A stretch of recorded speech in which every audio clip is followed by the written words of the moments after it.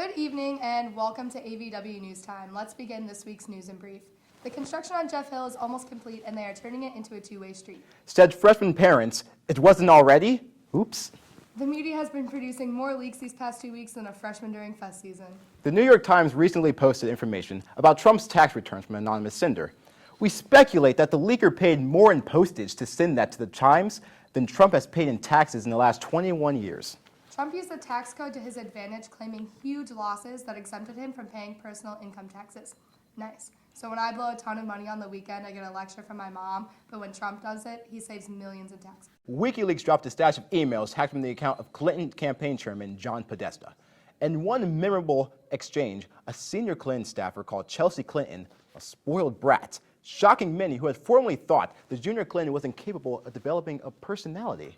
More controversially, the emails reveal a cozy relationship between Hillary Clinton's campaign and the mainstream media, including a shocking revelation where CNN correspondent, now the head interim of DNC, actually shared one of the town hall questions that was planned to be asked to Hillary with the campaign.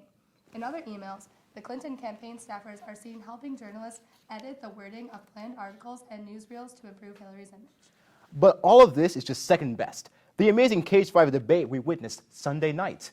Not, of course, the debate last Tuesday where two pieces of white bread argued, but the debate in which America tuned in to see whether Hillary Clinton would say the word on live television. Yeah, you guys hear that?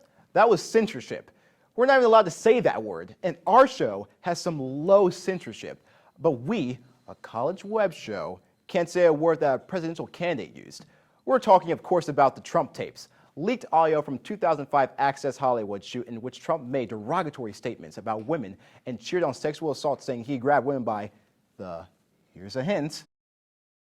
Trump tried to downplay the comments by saying they were just locker room talk. Our sports correspondents contacted several athletes familiar with locker rooms, and some of whom verified Trump's remarks, including swimmer Brock Turner. Trump then shifted the blame to Bill Clinton, saying, and this is a literal quote, he said much worse. Honestly, it'd be like if I were to say, yeah, the remake of Point Break is bad, but the remake of Footloose is bad too. So I think Point Break should just be president. You lost me at the end of the analogy there, Josh. Okay, but well. the point is still there. Also, let's remember, Bill Clinton is not running for president. Before the debate, Trump held a press conference with 4 women, 3 of which had accused Bill of sexual assault, and 1 who was the victim of a rape trial that Hillary was on during her time as a lawyer. Before you start thinking of Trump as a champion of women, let's look at how he described these women in 2005.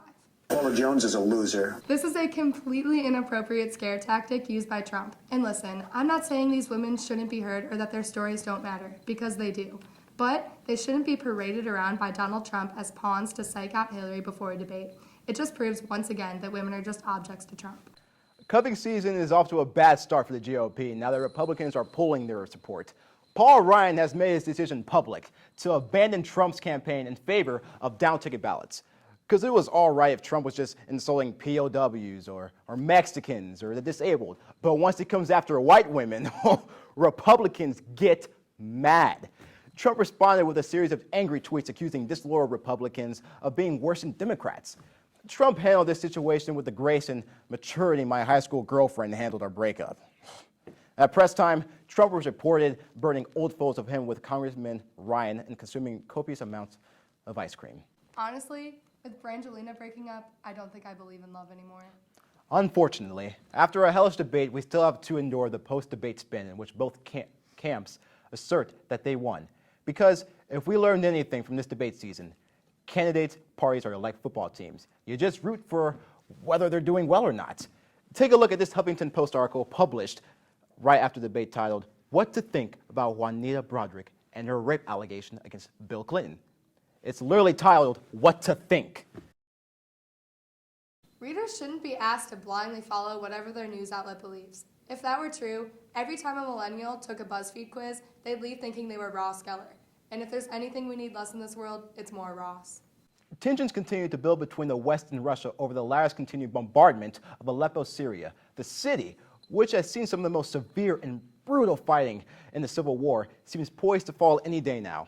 Capture of the city would be a major victory to Russia's supported government forces, who have battled for the city since 2012. The imminent fall of the city has spurred the Syrian civil war to become a major issue in the U.S. presidential campaign, where the candidates disagree on how to handle the conflict. Republican candidate Donald Trump wishes to let Russia do its thing while NATO focuses on destroying ISIS. Democratic candidate Hillary Clinton wants to establish a controversial no-fly zone over the whole of Syria to halt Russian air assaults. The third-party candidates have their own ideas too. Green Party candidate Jill Stein rejects participation in the conflict as an extension of American imperialism, and Libertarian candidate Gary Johnson has promised he'll read the Wikipedia article on Syria real soon. Well, that's been today's briefing. We'll see you guys next time on News Time.